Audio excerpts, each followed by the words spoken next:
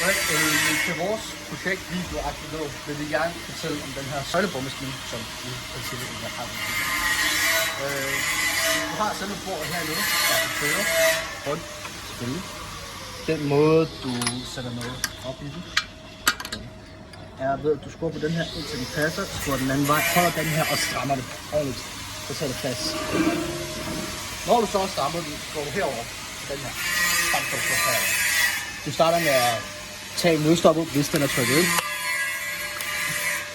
Tænder for maskinen. Og begynder at køre den ene, første gear eller andet gear. Når du er i gang med at køre, bruger du håndtaget her. Det er lige til at køre ned i metallet. Så kan man træde på den her.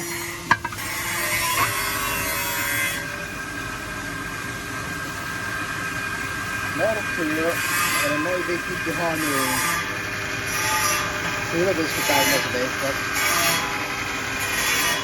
Princippet vil vi køre hele vejen ned igennem.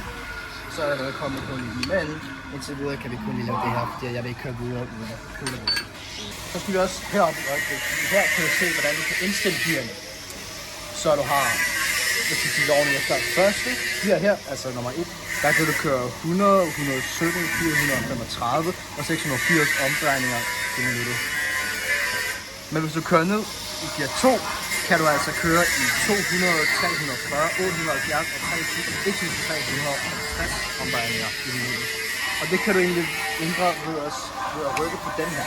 Så hvis jeg rykker den her,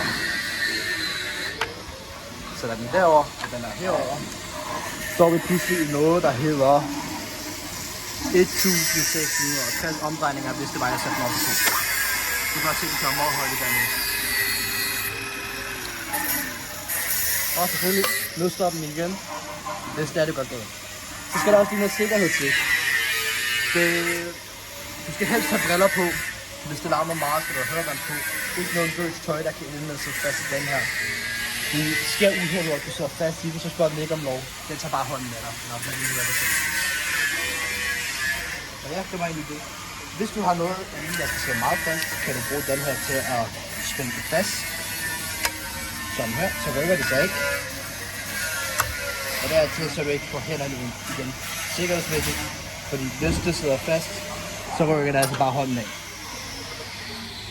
Yes, det var alt, hvad vi har at sige.